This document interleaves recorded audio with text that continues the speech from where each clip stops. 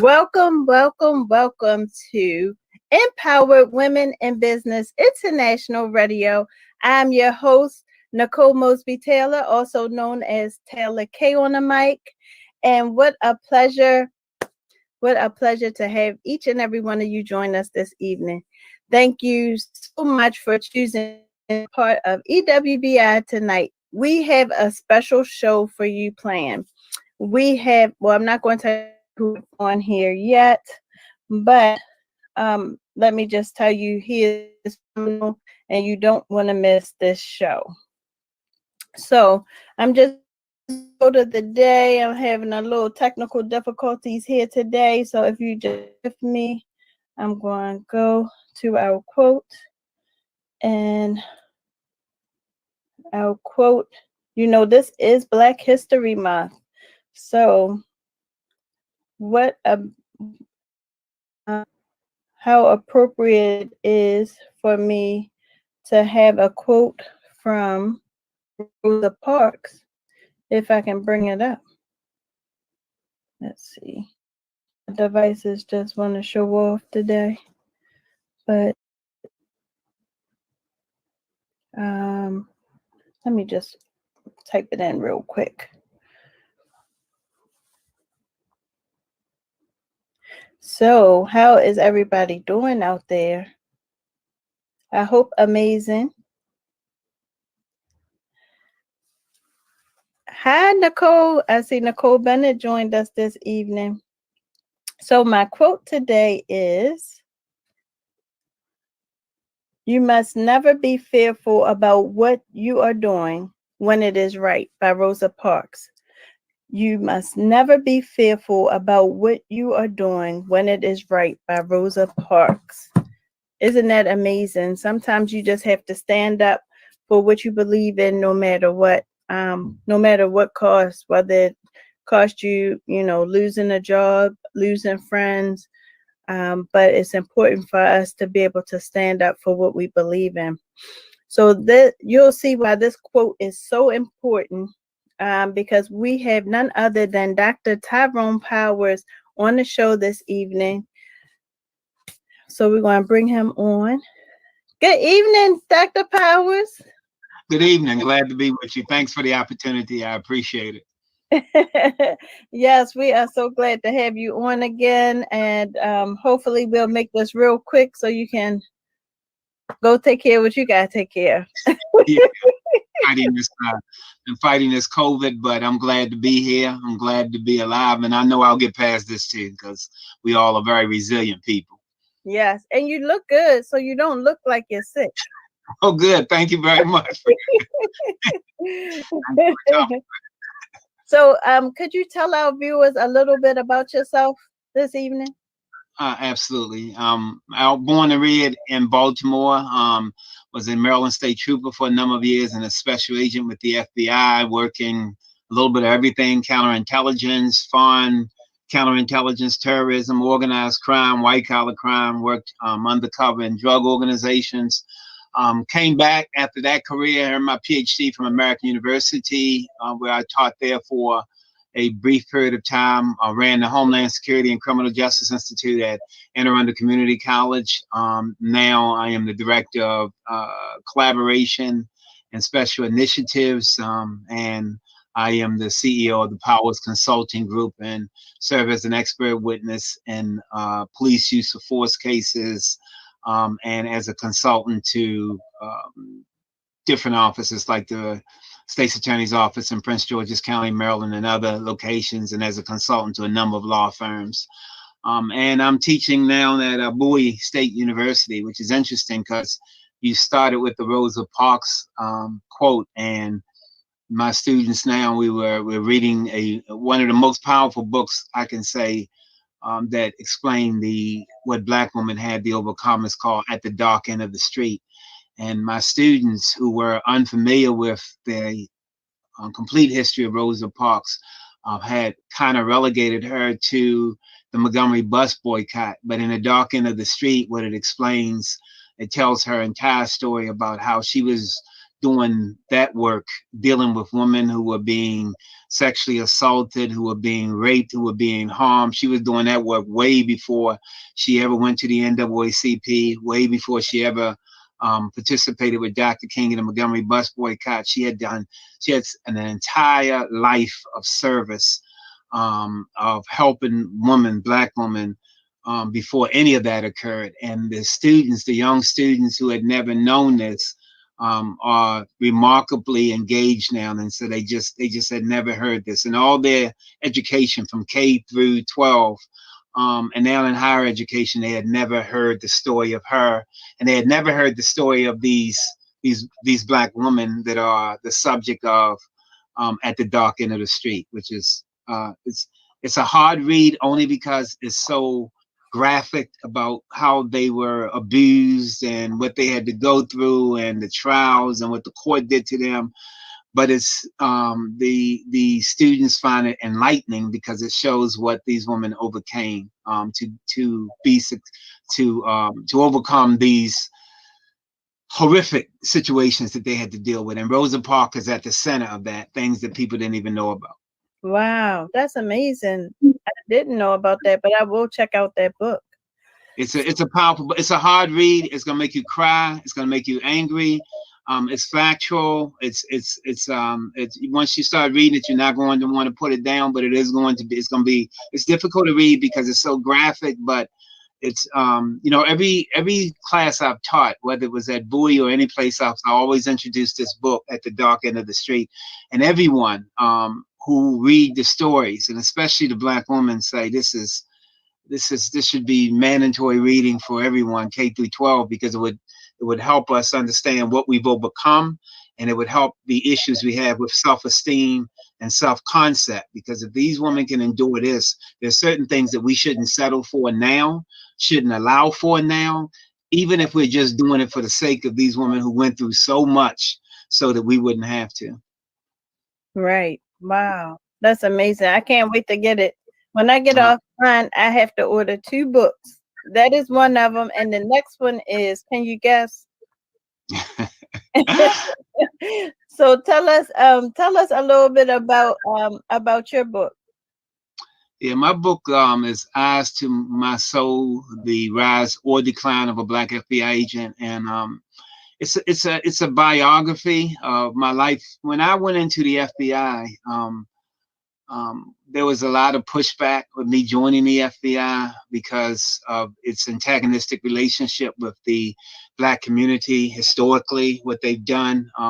People are even seeing that more now with the movie like Judas and the Black Messiah, how the FBI was detrimental to the Black community. So I received a lot of pushback. And so what this book details is how I came to that decision growing up here in Baltimore City. It's intimate details about my family and the things that made us stronger and better, even though some of the writing were extremely difficult. I had to talk about in detail the rape of my sister by our biological father. I had to get her permission to write about that. But the good thing about writing about that, as an aside, is that it allowed me to travel this country and outside this country, from Cuba to Bermuda and around the world, and address an issue that was rarely talked about. I went to a church in Tennessee where the pastor explained to me it was a mega church, and I won't name it for the reasons that I'm about to put forward, and that is because the pastor told me 70% of the Black women in that church had been molested at some point in their life, and it was psychologically impacting them. So I didn't write the book to focus on that, but because I talked about that, it's put me in front of audiences around the world to talk about those issues, as well as the work I did with the with the FBI, the things that happened in our community, the exploitation of our community, the drugs, the impact that drugs and alcohol have had in our community, because I learned that from the inside. So despite all the pushback that people didn't want me to go into the agency, I think that it was God ordained, because what it has done is taught me so much. I learned so much about our history and what has happened to us, which was intentional in terms of setting us back. And so I write about all of that. And the rise or decline is because initially, obviously, you're going into the FBI. It's considered the number one law enforcement agency in the world. So, you're leaving the streets of Baltimore.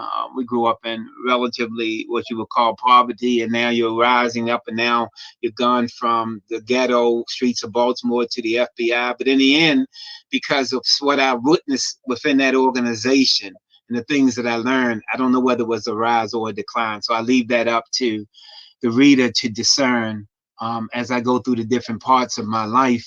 And it's and also it's the different parts of my careers with the state police and the FBI and post that. Right, because so with the FBI, you speak about in your book, you speak a little bit about the racism that you had to overcome during your time there.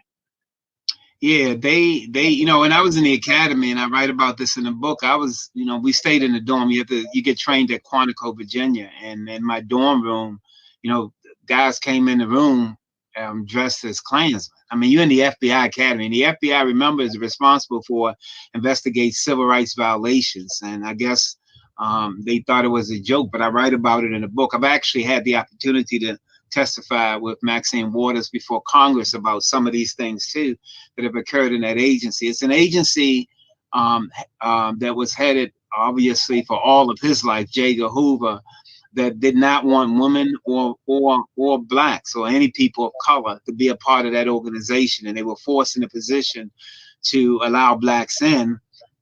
But it didn't mean that they had to allow you in, but it didn't mean they accepted you. And so I had to deal with those particular issues. And then, like I said, the flip side of that is that I learned about how they actually propagated some of the division in our community. Many people, I knew prior to going in, because I had an undergraduate degree from Coppin State University. I knew about COINTELPRO, which is the counterintelligence program directed at the Black community, intentionally designed to prevent Black leadership, to disrupt Black organizations. The FBI poisoned the food for the Breakfast for Children program, so the parents would become angry at the Black Panther Party. They actually poisoned children. But I was actually see these documents firsthand while I was in there. So it wasn't any philosophical, theoretical conspiracy theory, because now I was in the agency with these documents in front of me, where it was talking about where I was seeing that the agency that I was sitting at the desk reading these actual documents. And it's just a powerful statement, because if you look at some of the things that are happening in our community today, they're not just happenstance. True, some of us have fallen for the tricks and the traps, but somebody set the traps. And what I was able to learn during my time with that agency is that they were very good at doing that, and then providing the escape mechanisms. For example, a city like Baltimore, we have 2,000 liquor stores. We have more liquor stores in Baltimore City than they have in 38 states.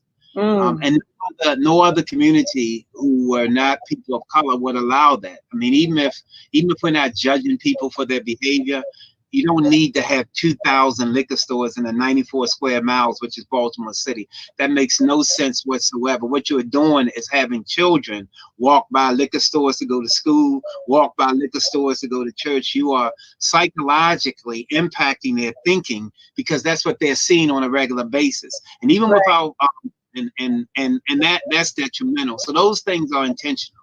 Yeah, it creates that normalcy that they think that this is how the way of life. This is, a person in their environment. They see this thing, and once you start to create that normalcy, and I think that was one of the good things about the bill that was passed, that didn't allow children to go into liquor stores, to buy candy and junk food, because it was creating that normalcy of them going in there, as if they were an adult to make that purchase. So yeah, and having an impact on their brain, because we know from the Harvard University study that the brain of a male doesn't fully mature until 26. So the decisions we're making until 26 are not completely made with a full brain. For a female, the brain completely finishes its physiological growth by the age of 22. And so these young children who are being impressed by going into these stores in the liquor, it's their brain is still developing. That's why that's the concept of arrested development. You can actually stop their natural development if you throw in all this trauma or all of these other images into their head. And it has a major impact on them. And then we know too that all violent crime occurs within 500 feet of a liquor store. And the reason that occurs is because if I know that people like to drink, I know they like to escape their reality through a substance, then if I am selling drugs, I'm going to set up near that and give them an alternative. This is why you'll go down any street here and you'll see a McDonald's and then a Chick-fil-A, because what they discerned is people like fast food in this area. So I set up near where people like fast food. If the liquor stores are there and I'm a drug dealer, I realize that people are trying to escape their reality through alcohol, so I give them an alternative. So the drug dealer set up within close proximity of the liquor stores. So that's why we know that almost all violent crime occurs within 500 feet of a liquor store, because that's where the other violent behavior is taking place. When they remove those, for example, I live here in Baltimore, Maryland, and we had a liquor store outlet, a little strip mall that was only 2 blocks away from us. But when they destroyed that mall, and now BG&E have bought that territory, there's no one hanging out. Crime has gone down in the area. There's no one hanging out. There's no drug dealing. So just by removing that from this area, it automatically reduced crime. And now BGE owns it, so there's no reason for anybody to hang out there, because it's just a huge lot for the Baltimore Gas and Electric. So we know there are some solutions that can be put in place to deal with that, but we also have to understand, as you clearly indicated, the psychological impact of not addressing these issues, the psychological impact it has on our children. They're dealing with trauma. Their brains are not fully developed, and it impacts their self-esteem, their self-concept. And it impacts what they think they can accomplish on a daily basis, what they see. We know young people learn from observation, participation, and demonstration. The last way they learn is a whole lot of conversation. So what they see is what they internalize. And if they're seeing traumatic events, they internalize that in a brain that is still developing. So that traumatic events become a permanent part of their thought process. But if we can put them in a position where they're not seeing that all the time, then they will allow their brains to advance in another direction. Unfortunately, again, my years in the FBI demonstrated clearly that some of these things are intentional. Well, that's what my next point was going to be. So ACEs, advanced childhood experiences, why don't more people know about it? Why isn't this an important factor when looking at crime, when looking at our children, and just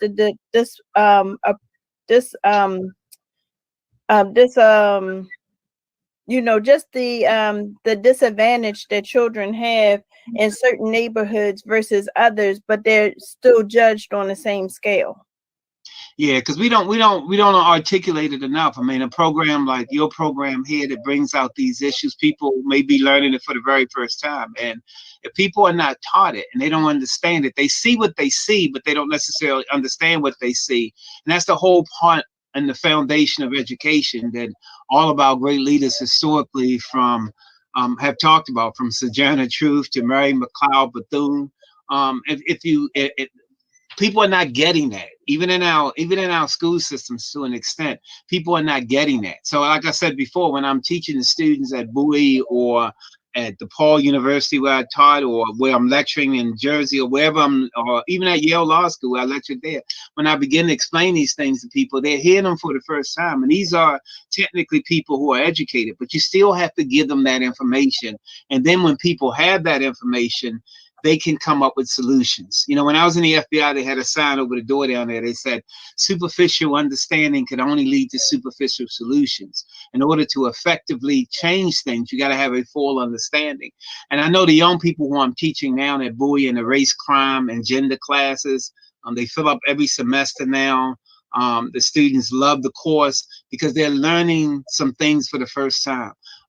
We were dealing with, and I know this is, your program is a women's empowerment show, but some of the, and I want to share them with you in writing, some of the things that the young ladies have written to me after we've had our discussions about things that they were dealing with in their personal lives that we were able to discuss in the midst of a class called Race, Class, Gender, and Criminal Justice. We talked about the intersectionality that Black women have to deal with race and gender. So they're dealing with that at the same time. And then if you're dealing with poverty, then you're dealing with the intersectionality of race, class, and gender.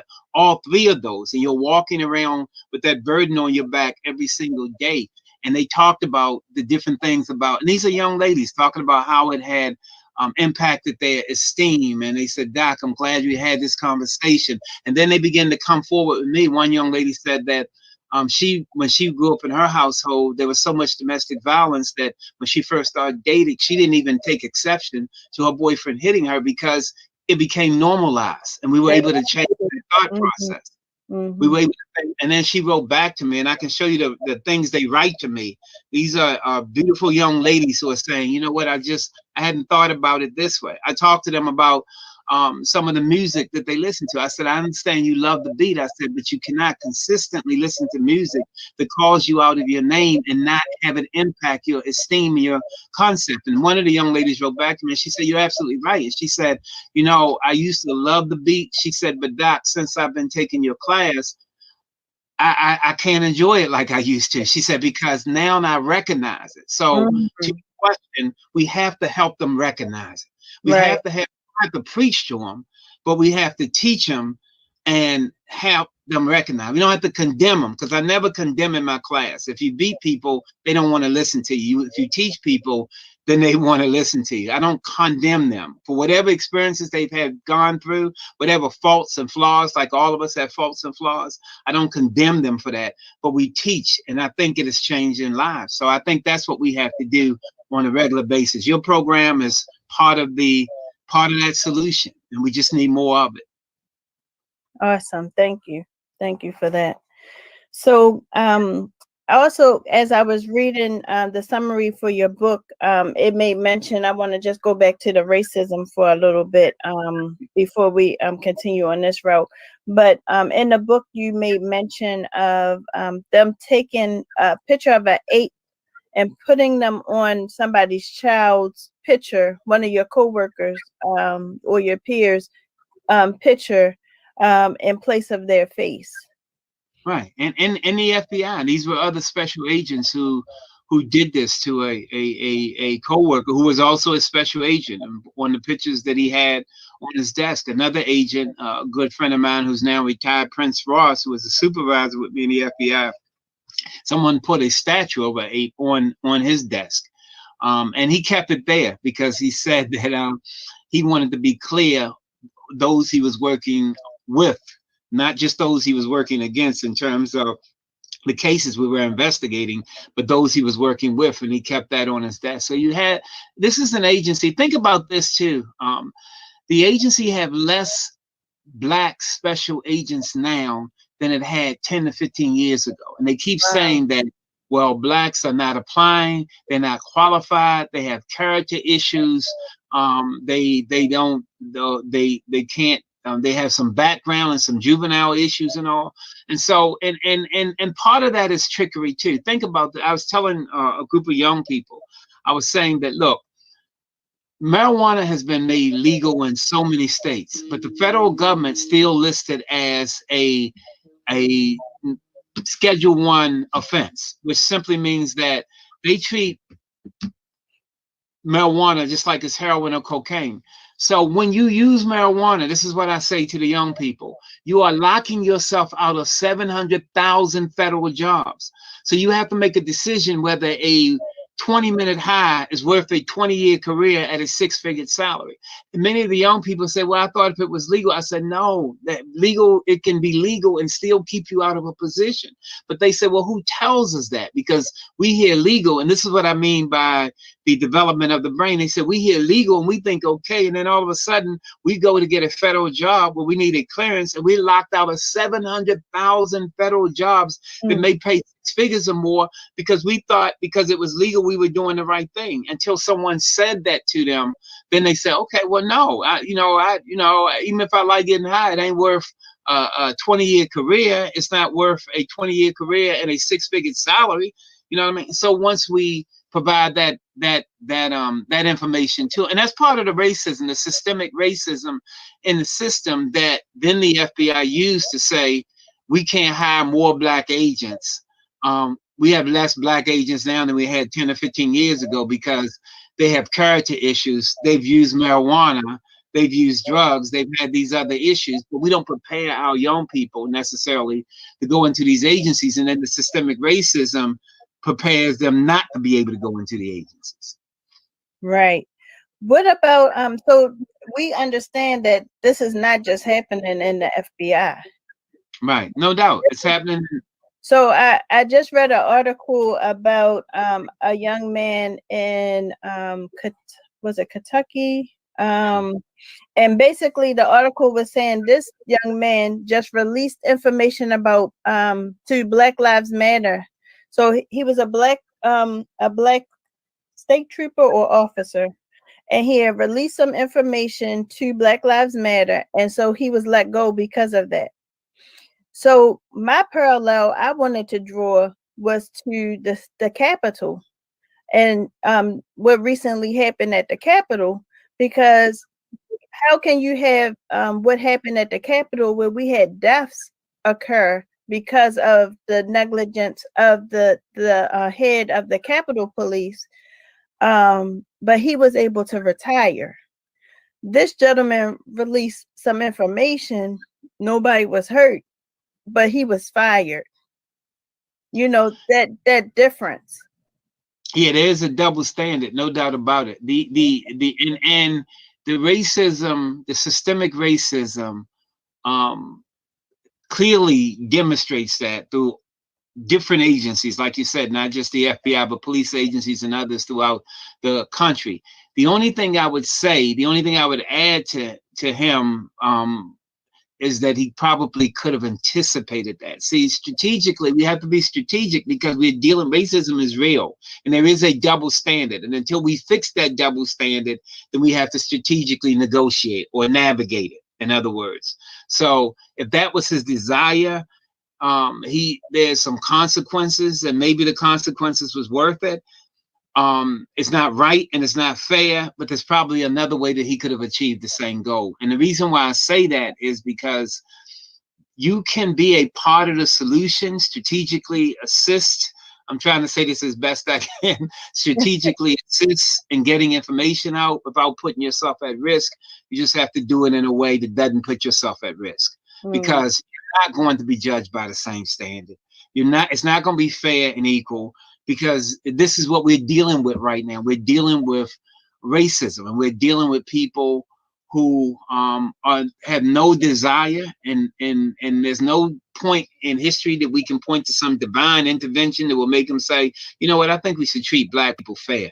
They're not going to do that. I mean, it's going to take time, the continuous pressure that we put, the protests, the Black Lives Movement protests and all of that. And at the same time, while we're moving towards that goal, you know, I never say a goal of equality, because to me, if we say we're moving towards the goal of equality, then we're saying that we want to be equal to them. And right now, I don't know who are they to be equal to. You know what I mean? We want to be better.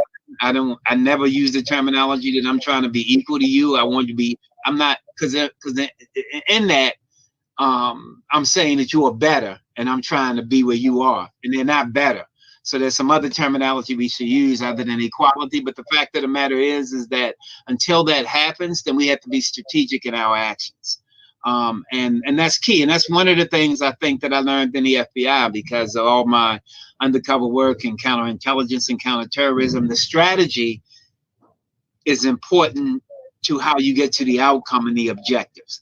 So sometimes I can take the direct route, but many times I have to be surreptitious in my actions, but I'm trying to achieve a certain objective. So if I want to get information out to Black Lives Matter, I have to be strategic in doing that because I don't want to cut off my nose to spite my face, knowing that the system is unfair, it's not right, but I also know this is how it works, and I have to be prepared to deal with that.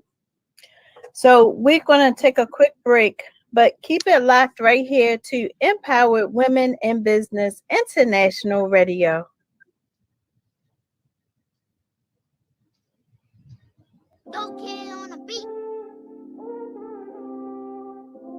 Welcome to the Housewives of Baltimore. I'm Lady T. Witt. Thank you for joining us. Today is Valentine's Day.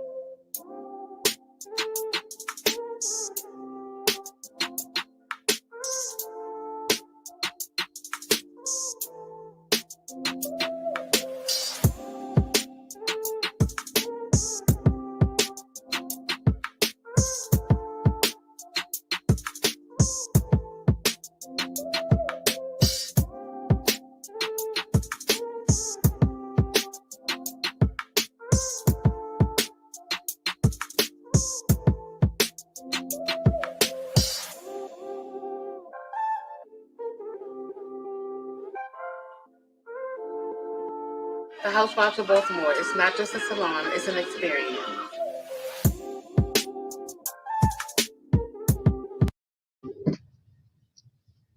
Welcome back to Empowered Women in Business International Radio.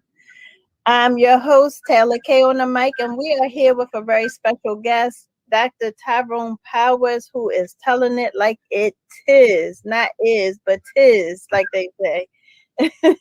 So we were just talking about the Kentucky police officer that was fired for allegations of sharing information to the Black Lives Movement. But this is not the only one. So I was also doing some research and I saw Channel 4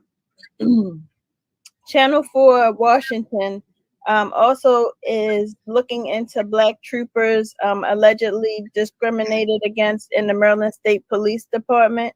Maryland State troopers, I'm sorry. Yeah, there's a number of investigations going on right now. There's an investigation. I know a report has been released on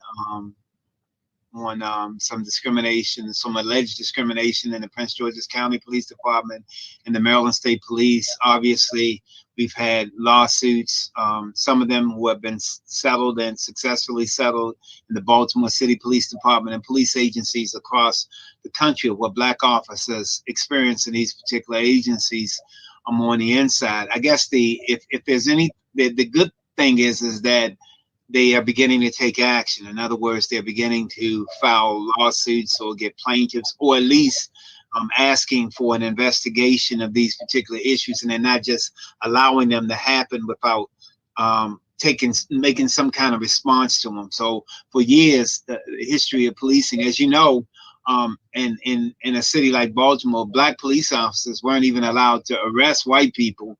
When they first came on the police department in the 1960s, they couldn't even arrest white people. They could only make arrests of Black people. Wow. So internally, there have been issues in policing.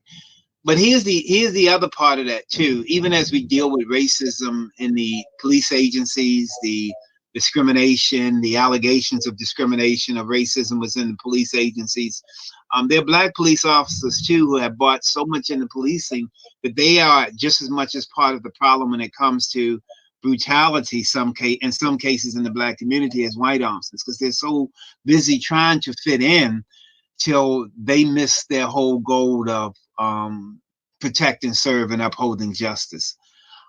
So both of those are issues within police departments. And you're right. more of the agencies, what's happening with the state police, what's happening in Prince George's County, what happened in Baltimore City. Baltimore City is under a consent decree now. We know what happened with the Gun Trace Task Force, which is something that will impact a city like Baltimore for years to come. We know what happened in New Orleans with policing down there, where you had police officers years ago actually committing murders and killing people who witnessed police doing participating in misbehavior. So the thing is that we need people of color in these agencies, but we need people of color in Congress. Definitely. So, your book this year made a special year for your book. Yeah, it's the 25th anniversary actually of the book. So I added some things to it, updated some things in the book because people asked me to do that. The book did, like I said, we did extremely well, and it sent me around the world from Bermuda to Cuba to all kind of places. And then when this year people requested that we put out a new edition, so that's what we did. So the book now, Eyes to My Soul: The Rise or Decline of a Black FBI Agent, is in a new edition. There's a new cover, a new look, and also some additional a foreword, a prelude, a new introduction by Herb Boyd, who is a award-winning writer. He did the introduction to the book for me. So that's the new edition. Awesome. I can't wait to pick it up, and I hope everybody that's listening takes heed and picks it up too. Some great information, I'm sure. So when do you rest? I'm gonna rest more now since I'm dealing with this COVID. That's for sure. But well, I'm sure you're gonna get some now. But I'm talking about doing a normal, healthy. Yeah. I guess I get rest. I mean, I am actually doing. I've been smart enough to bring on other people to work with me with the Powers Consulting Group, because I'm looking at so many cases. And like I said, I'm traveling, and we did some security training in New Jersey, at the hospital, training their security officers and training supervisors in Philadelphia and working in Chicago. So it's been extremely busy. Again, numerous cases on use of force here in the state of Maryland, and working with the Prince George's County State's Attorney's Office. So it's busy. It's good work though. You feel good about it, and you just have to pace yourself and prioritize, and then get it done. And you're right. You do have to find time to get some rest, because you can't be effective unless you get the appropriate rest. Yes, and it leaves you more susceptible to catch illnesses too. If you don't get proper rest. And you're not at your best in analyzing and thinking and business and taking care of your business and dotting your I's and crossing your T's. And as you know, from a business person, if you don't take care of your business won't take care of you. So there'll be some problems there. So you've got to be meticulous in that. And no matter how many people that you bring into your business, ultimately, if you are the person in charge of the business and it's your business, you still have to occasionally look over do the tedious part of making sure that everything is done right, because ultimately it's on you. So, rest is important for all those particular reasons too, to keep you sharp so that you can do well in your business and in your personal life, and so that you're not snapping at people because you don't have enough rest. So all that is part of your success in business, in the work you do, and in your personal life. You got to have a balance. If you don't have that balance, then it'll all come crashing down on you. You won't be successful in business. You won't be successful in your spiritual life or in your personal life. Speaking of personal life, I'm checking out your wall with all of these accomplished Black historians. I guess out of all of your pictures, which one would be your favorite? I'm actually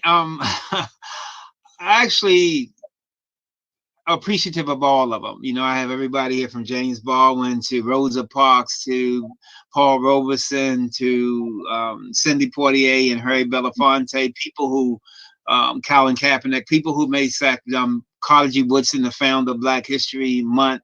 And I never want to believe that my success, besides God being my foundation, I never want to believe that my success is based on just what I do. All of these people sacrificed so much. Some of them dealt with difficult situations. Some of them were assassinated, persecuted, and I never want us to forget about them. So I have them here in my office for all the work I do, knowing that no matter how much I have to sacrifice, they sacrifice so much more.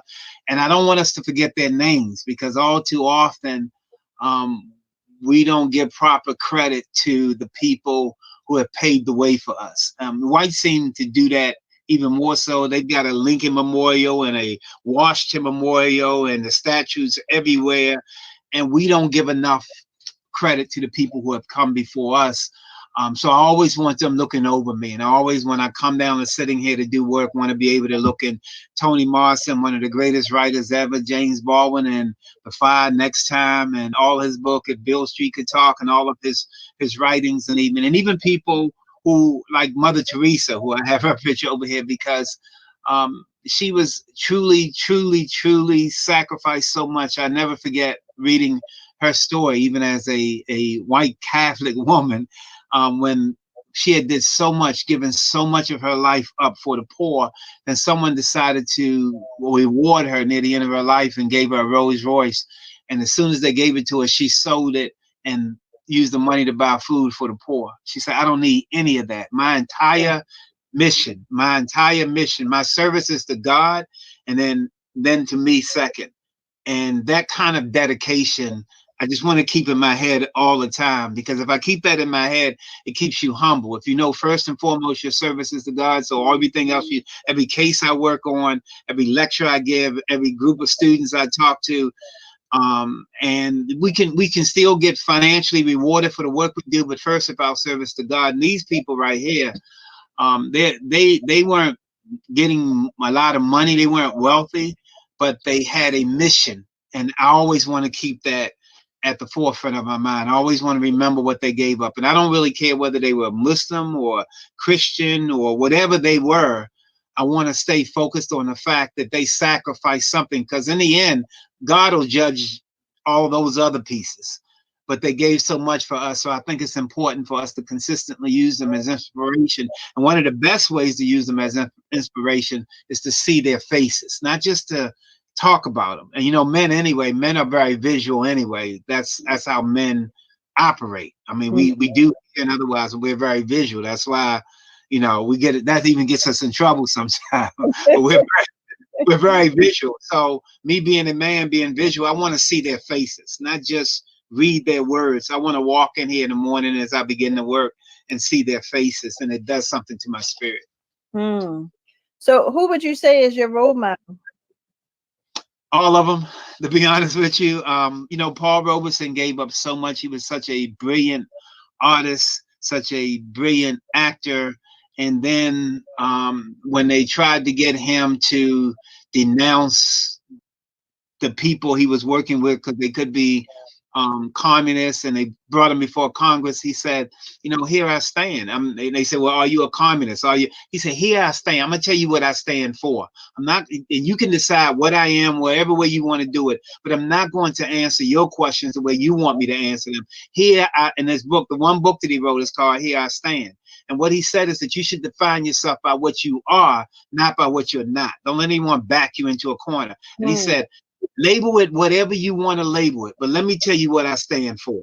And then he named these things. So don't put a label on me. I always tell people when they ask me about party affiliation, Democrat or Republican, Malcolm X once said, I'm not a jackass or an elephant, and I have sense enough to know it.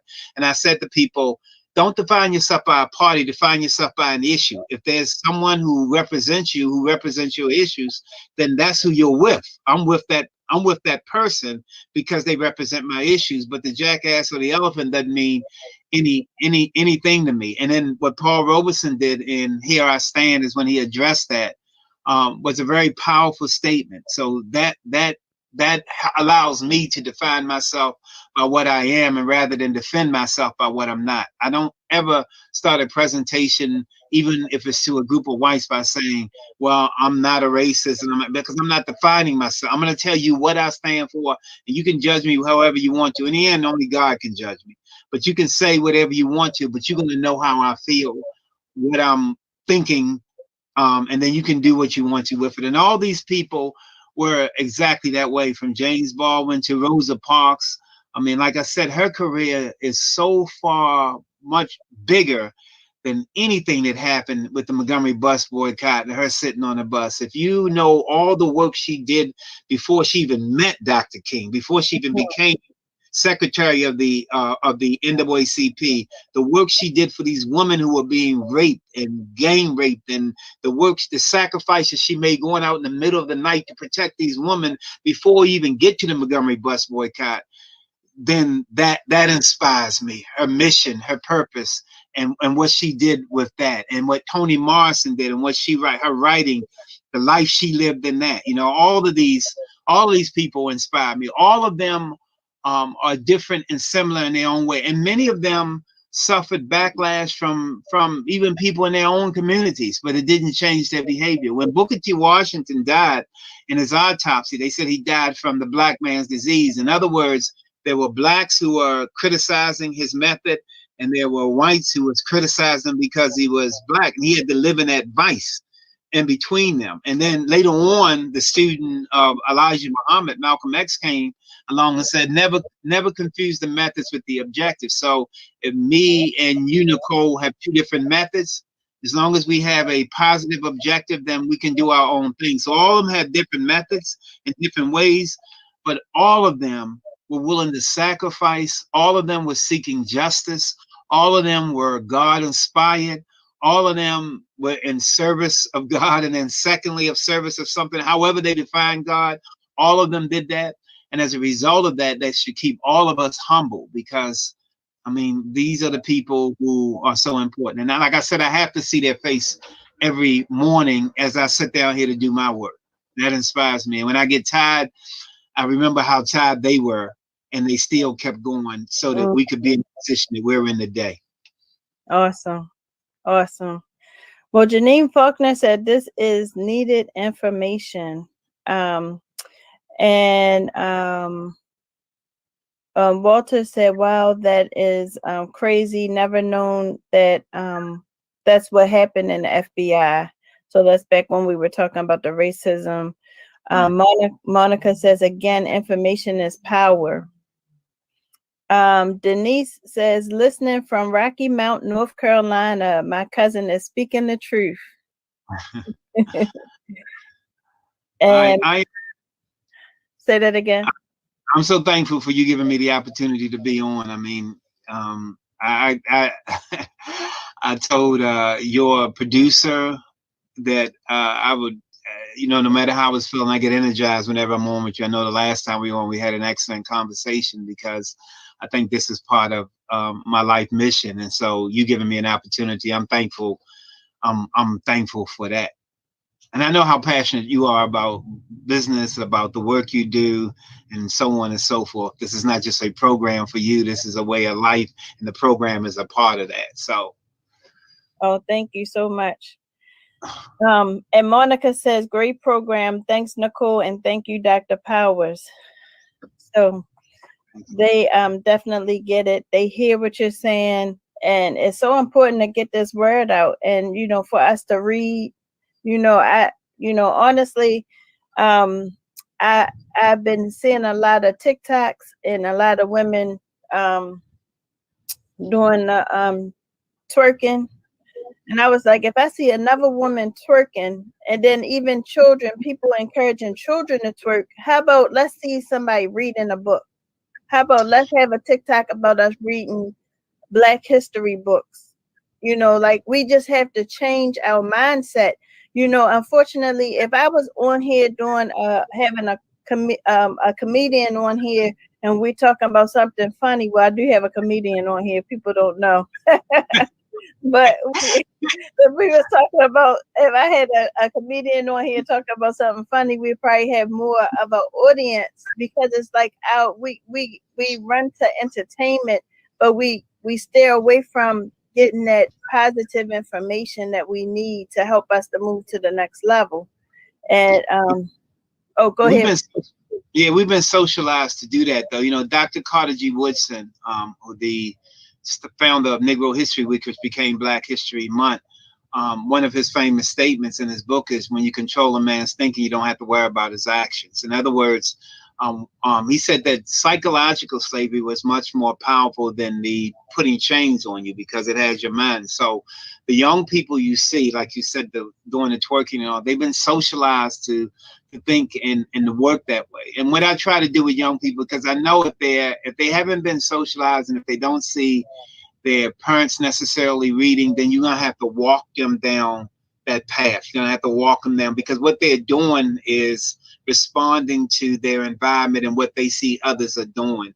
And if you want them to do better, you're gonna have to kind of walk them down there. And that's the whole philosophy behind Black History Month. I was up at Kane University in New Jersey giving a presentation, and this is a majority white audience there. And we were doing Black History Month, and there was a young black guy on the front row, and he said, Doc, he said, well, he raised his hand on a question period. He said, why did we get February as Black History Month? He said, it's the shortest month of the year.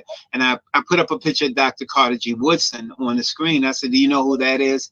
And then he said, no, I don't know who that is. I said, so if they gave you 35 days, you wouldn't know who the hell it was. So I'm saying this, my point to him was this: concentrate on the substance, not just the time.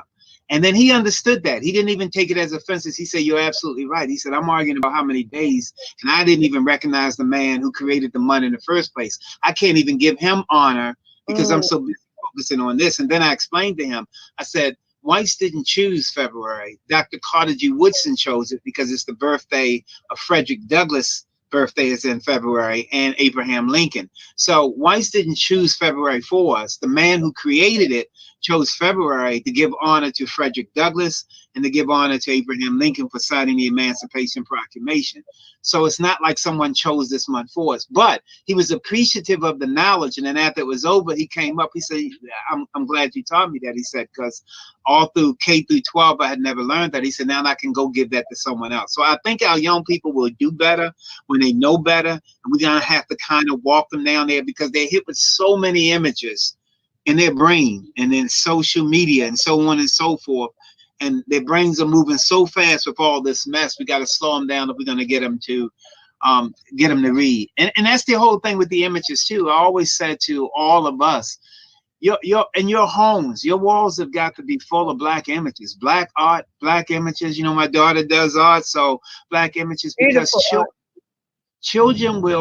young people will increase their esteem and their concept if they're surrounded by likenesses of themselves, and they see that you're promoting that they see that. I mean, if they walk in and they're seeing images of something else or just flowers and this and that, then that doesn't mean as much to them. But because their brain works through seeing, you need to have Black art in your house. You really do need. That does something to the brain. You don't even know what it's doing to them. But when they are older, they will remember my mother having that beautiful Black art in my walls in my entire house are all full with Black art, whether it's Alvin Ailey dancers or whatever else. But they see that. They see it. And that's how my daughter got into doing Black art. That's how my son's bedroom is full with great pictures like the pictures I have here, and great sayings and so on and so forth. Because even if he's not thinking about it, when he gets up in the morning, if he's seeing something like that, psychologically it impacts him. So you don't have to yell it at him all the time. They just has to be a part of their existence. And unfortunately, what's part of their existence is the social media thing. So you have to counter that, so that when they're in your space, they're seeing something different. They're seeing this every day and feeling it every day, and they will internalize it, even if they don't know they are internalizing. Wow, that's awesome. So my husband said, great show. And Janine Faulkner said, could you put that up one more time? Thanks for the gems and information, learning a lot. So as our show comes to a close, is there anything that you would like to close us out with saying? Just, you know what, I just don't want us to be pessimistic about, I know things are difficult in our communities. We're dealing with all kind of issues, the race issue, and certainly the intersectionality of racism and sexism and misogynistic behavior. Domestic violence cases have skyrocketed since COVID-19. We need to discuss that. The suicide rate among Black children aged 5 to 12 have doubled. Think about this. How do you get to 5 years old and decide to commit suicide? Have doubled for Black children. This is for Black children. The suicide rate, ages 5 to 12. Now, we never talk about suicide on the news because nobody cares about us killing ourselves. The violence that they see impact the economy. But if you go in your house and kill yourself, think about that, between the age of 5 and 12. So we have young people who just came out of the womb 5 years ago, already deciding by 5 to 12 that it's not worth being here. So we've got to look at those things, even if other people are not talking about them, so we can develop strategies to change that. We don't have to be pessimistic. We can be optimistic, but we have to be optimistic with work and service. So that's all I would. The sad thing is, I work with youth, and I tell people about this is not just something new. This has been going on. The young ladies that I work with, you'd be so surprised at how many of them have had those suicidal thoughts, and we've had to get them help.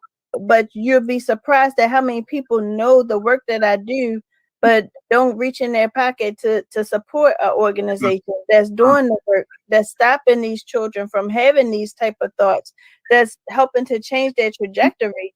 Like, what can we do as people to get people to support other our Black people? I think there's a lot of people that will support our work if they if not everyone will, because some people are just not going to do it. They just not going to do it. But I think if if you're going to have to paint a picture for them of the devastation that you're seeing and why your work is so key and necessary. In other words, biblically, when we talk about, when we read the Bible, it'll say, if you don't live the right life, you're going to face hellfire, or you can face streets of gold. Well, I can see that. So I'm going to say, I'm going to stick closer to these streets of gold. So you almost have to paint a picture of the pain and what you're trying to do to stop it. You just can't say it. You almost have to paint a picture. Like when we're dealing with young people and I'm trying to tell them not to do things to send them to prison, I tell them a 20-second decision can take away the next 20 years of their life. And I said, those next 20 years of your life will be in a cell next to a toilet. Now, I have to describe the cell in detail. So you almost have to paint a picture for people so they feel it, not just hear it. And then they will say, you know what, I do want to help you with that. But that's how you're going to have to be that vivid. You have to paint, you have to be an artist about the devastation of the pain that you're seeing in these children and the work you're trying to do. And then when people hear those stories, you're going to have to highlight those stories with those young people, and then people will give. But they've got to feel it. And the only way they can feel it is for us to paint a picture. We have to be artistic in our conversation about the devastation that we're dealing with. Thank you, Dr. Powers. Great show. Thank you. Thank you for having me on. And I look forward to being on with you again at some point in the future. Oh, I'm going to call. And I'm going to show up because I'm scared of you. So don't forget to go and purchase his 25th edition. And say the name of the book again. Eyes to My Soul, The Rise or Decline of a Black FBI Agent. And where can it be purchased at? You can, at my website is drtyronepowers.com, or you can email me at powers@tpowersconsulting.com if you want me to autograph it and send it to you. Awesome. Thank you so much again, Dr. Powers. So I know a little, some people are saying, well, what is EWBI? Empowered Women in Business International. We serve a sisterhood of women entrepreneurs who understand that individually we could do great things, but collectively we can forever change the world. Members of our movement experience a support system that allows them to celebrate their wins and share their struggles in a series of opportunities that enhance them personally and professionally. If that sounds like an organization that you would like to be a part of, visit our website at www.ewbiradio.org. Again, it's www.ewbiradio.org. Thank you so much for tuning in. Don't forget to like our social media page so that you can follow some of our guests and see when they will be on. And you can tune in to our show right here every Tuesday at 7 p.m. So to keep it locked every Tuesday, 7 p.m. right here on Empowered Women in Business International Radio Show. And I'll close as always. Individually, we can do great things, but collectively, we can forever change the world by Nick Mosby. God bless and see you next Tuesday.